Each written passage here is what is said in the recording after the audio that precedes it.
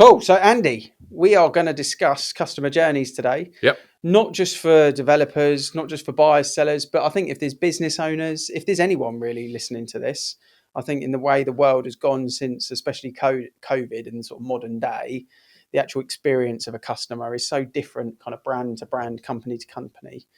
So, how are you doing, first of all? Yeah, good. Yeah, it's going well as I would expect it to do. But there's a lot to do. Mm, There's a lot to understand in terms of, and I want to talk about the customer journey because I think it gets lost in terms of let's just get the business done, mm, but without realizing what the customer needs to do. And it's not just from the point of handing the keys over to the customer or handing the trainers over to the customer. It's how they got to where they wanted to be, yeah. um, is what I want to try and understand, what I want people to understand in the journey. So it's helping the buyer more than anything else. Because it just, I guess, in general chat, if you think about all sorts of different industries, so many people are going into business by themselves now, and so many people are challenging big companies, but so many people are failing, and often it's because they speak about that transactional value to their profit and loss. But actually, the person or the business that normally succeeds is the one that puts the customer first, and that journey and that Yeah, process in how they operate. And I guess that's the big difference between sometimes the UK and the US is the US is so focused on service and tips and how they operate from a customer journey perspective, whereas in the UK we're a bit more regimented and transactional, aren't we? So, from your point of view, in I guess the property industry, how do you see the customer journey as it stands at the moment in general for the public? I think the buyers get put to one side. So they make the offer and everything goes through, and then solicitors get involved in it. But then it's put to one side. So the journey for the customer or the buyer isn't memorable, Mm, and that's what makes the difference. Is if the journey is a memorable journey in terms of you've got them involved, you've got them interacting throughout the process, that's going to make that journey memorable. mm, Now, I get with some industries and some businesses, speed is of the essence. yeah. But unfortunately, in the housing market, speed isn't really of the essence because the system doesn't allow it to be quick. And that's therefore where we need to get the buyer, involved in the transaction. Hmm.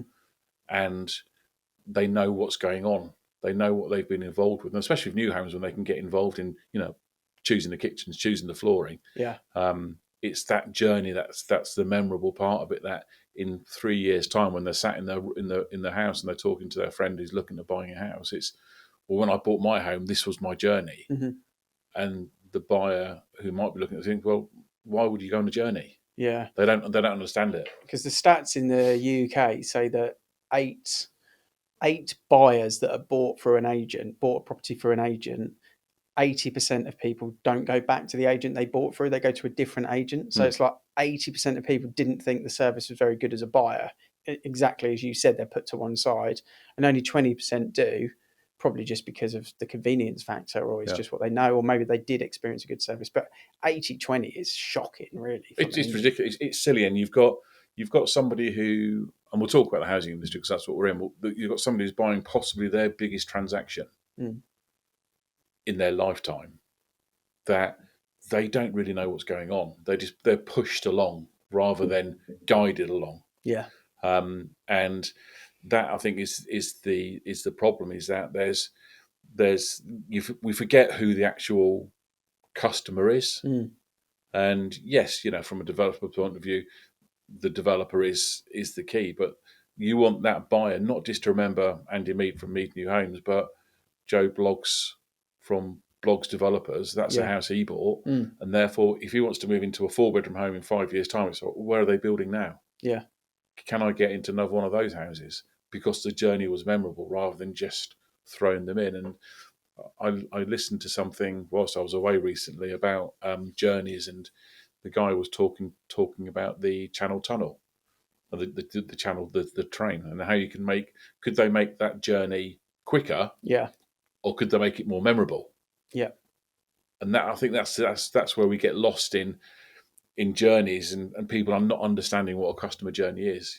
Customer journeys is something from a house point of view is memorable. Yeah. If you're buying a pair of trainers, then yes, there's a speed issue because you want to go down the shop and you want to get your trainers on.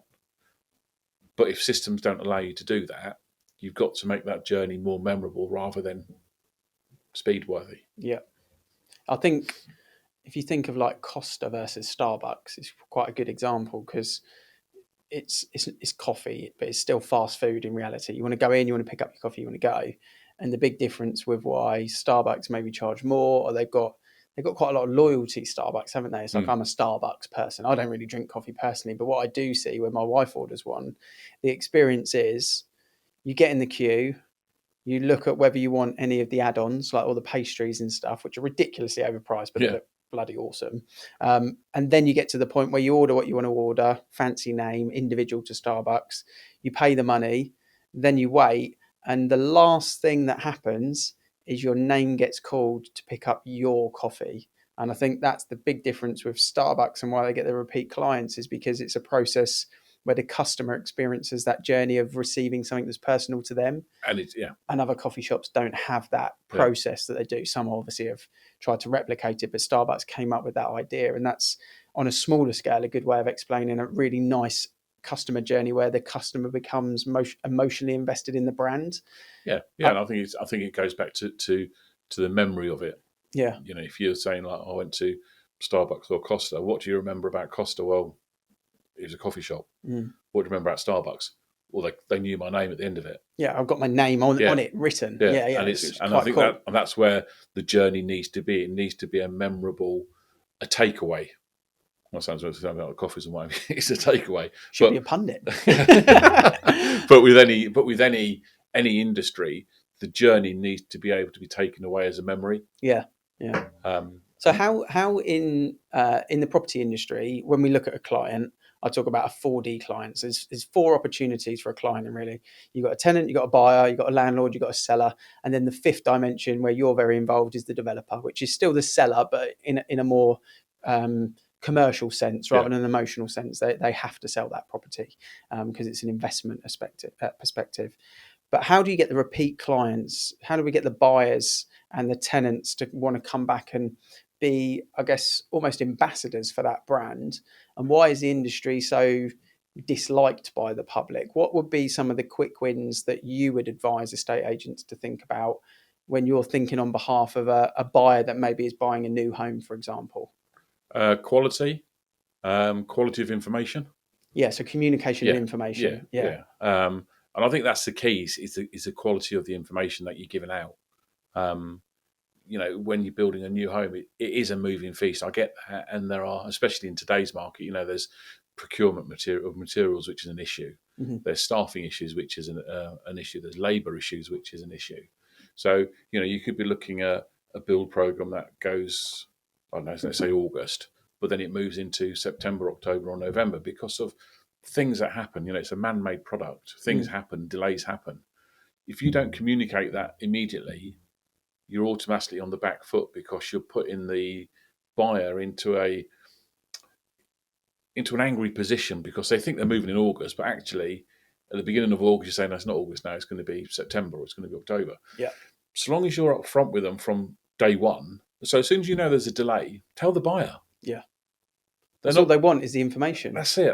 That's all they want is just the information to be able to understand what their life journey is going to be over the next 2 or 3 months, because that's what's going to hold things up. And if their journey thinks they're going to be moving in on the 1st of August or the 30th of August, and that's not going to happen, automatically then their hackles go up, their shackles go up a little bit on their back, and it's like, oh, well. But if you communicate that back in June or July, you're going to know that. If June, July, you're going to know if it's going to happen in August or not. Yeah. So it's communication, and I think that the communication journey goes a long way to the actual customer journey. And people are fine if they've got the right expectations set. People are okay with things, because I remember a couple of times we've sold a couple of properties second time round that they bought them new, and they kind of said to me, right, how long until now we found a buyer, how long till it goes through? And they said we exchanged in 5 weeks and completed in 8 or something like that when they bought it as a new build. is it about the same now? And I'm kind of like, well, it's a leasehold for starters, so no, let's work backwards from 6 months, and if that happens and we're doing well, and they're like just blown away by the timescale. But because we've had that conversation at the outset, expectations are set and everyone's okay. When it goes through in 5 months' time, people are okay. But it's funny what you said about information, because recently I buy a lot of running trainers, believe it or not. And You don't run, do you? a little bit, but I buy probably 4 pairs a year with the miles that I do. But I go back to a particular website, which is not the brand that I buy. So I might buy Brooks or I might buy Nike, but I go to a particular website because on that website they give me the information on each trainer that I want. I want to know the drop of the heel and I want to know certain parts. But ironically, on the Brooks and the Nike website, they don't give me that information, even though it's their own product. So I go back to a different website and I don't check the prices, actually. I might be paying a little bit more for it. But because I'm loyal to that website, because they give me the information I want, I'm a repeat client. And that's maybe where the property industry sort of miss out on things, is there's not enough information shared at the outset with the buyer, with the tenant, with the landlord, whoever it may be, developer. And therefore expectations are different. And that's where the conflict sometimes comes in a little bit. What would you say, thinking back to some of the new homes you've sold, 2022, for example, what were some of the client experiences that you found that weren't plain sailing, but the journey that client went on was a positive one because you've shared information with people when they needed it shared rather than hiding it from them? Is there anything that springs to mind?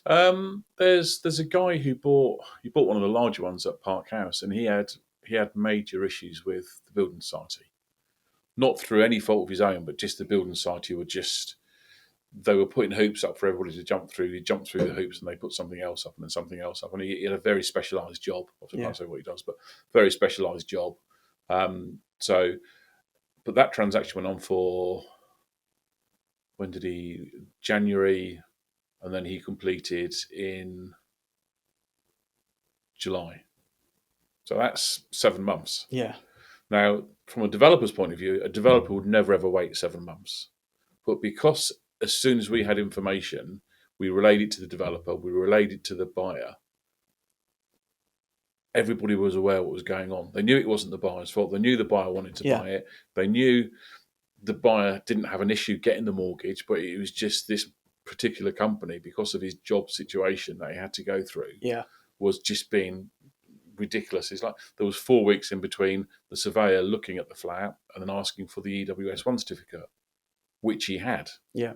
So there was progress reports. It was a perfect storm of how not to buy a house in terms of surveys and mortgages and what have you, because the mortgage company, and they outsourced the survey to a separate company, right?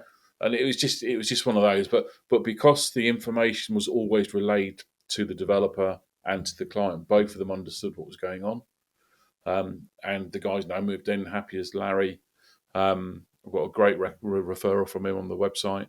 Nice.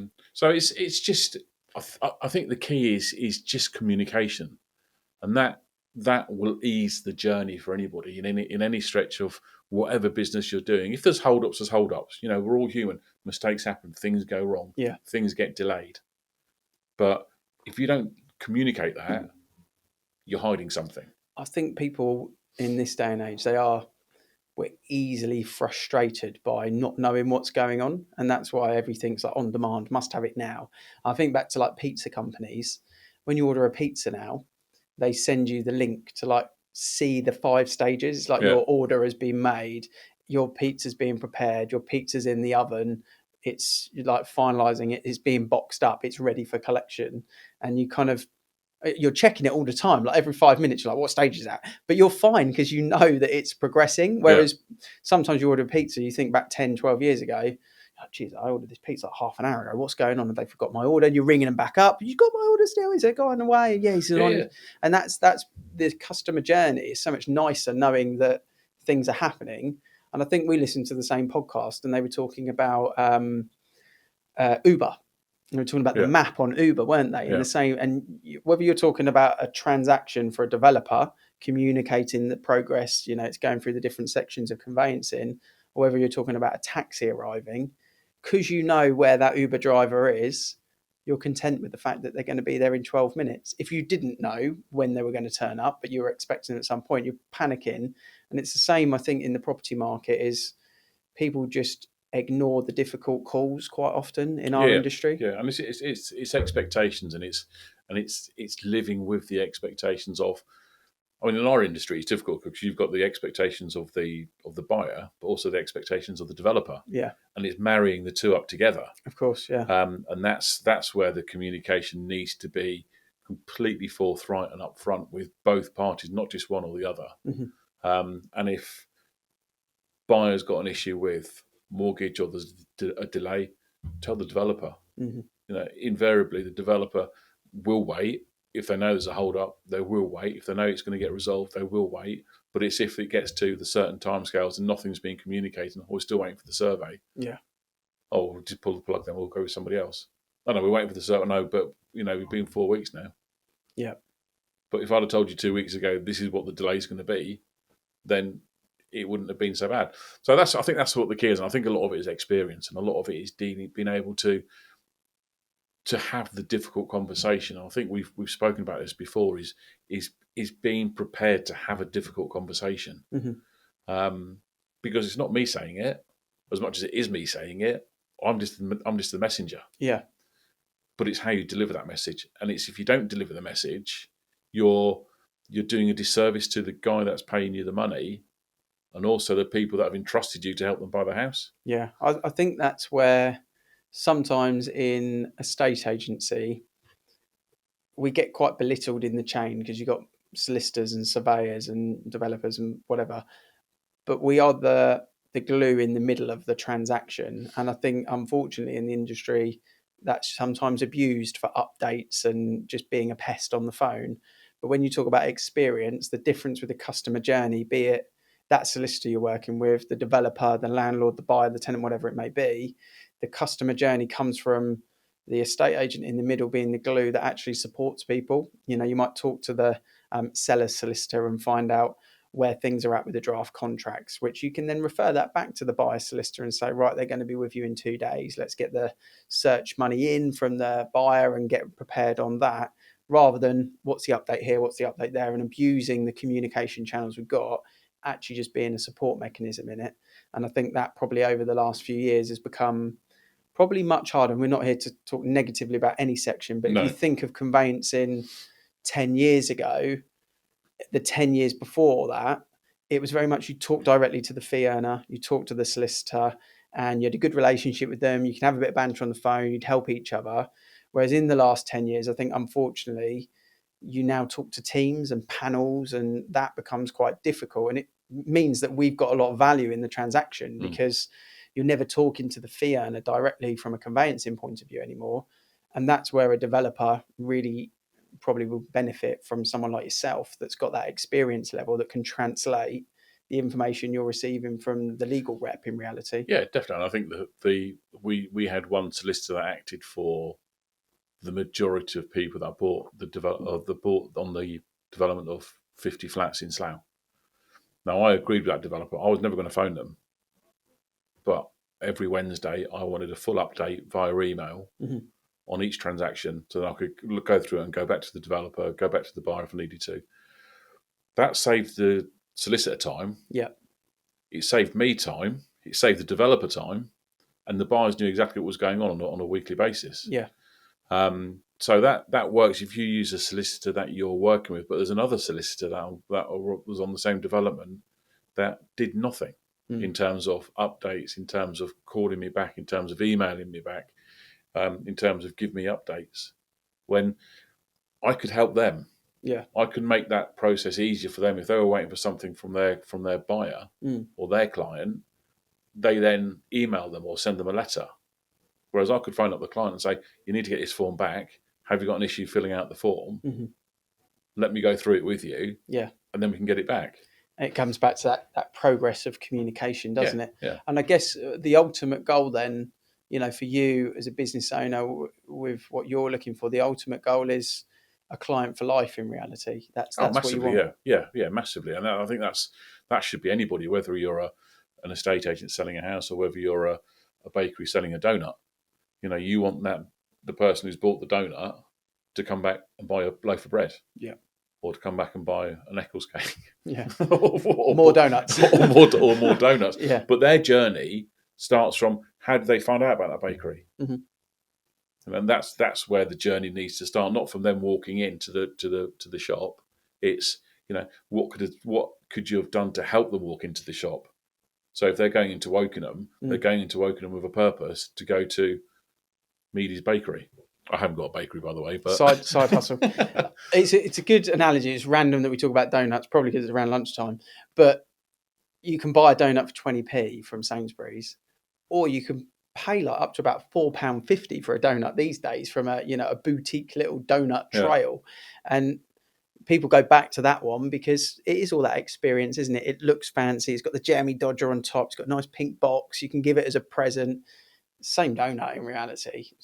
Might taste a little bit nicer. A donut's a donut, isn't it? Yeah, but 20p to £4.50 is a massive difference. Yeah, and it is that customer experience. So I guess from your point of view then, if there's developers out there that feel maybe the property market or the way agents work is a bit transactional, then it's worth having a conversation with you to just talk about how the customer experience for the clients they're about to work with could be done in a different way.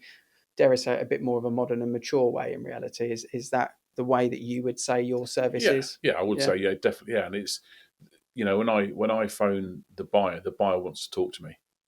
When I phone the developer wants to talk to me. It's not a nuisance phone call, because they know that I'm only phoning them to give them information or to get some information to pass on to make the transaction quicker. Yeah. So it's not a call for the sake of making a call. It's a genuine phone call. Yeah. Brought about by my experience of however many years I've been in the industry, and knowing what the buyers want and what the developers want, or knowing what the owner of the shop wants and what the consumer wants. I think the way the developers have thought previously is we'll go with the big corporate agency. They've got a buyer database, they've got a marketing budget, and that will be the way that we can get reservations done quickly. I think that's now realised with the way that they pull a lot of these corporate and high street agents off the site very quickly, that actually working in a bit more of a bespoke, exclusive way with a more marketing specialist company, much like yours, will be the future of how developments can sell, because that for me just makes everything nicer for buyer and developer. The customer journey is that much more thought out. It's more personal, and I think it's probably the future of how new homes will be sold. So appreciate your time, enjoyed the conversation. No, and if anyone wants to get in contact with Andy or myself, drop us a DM, give us a call. We're happy to help.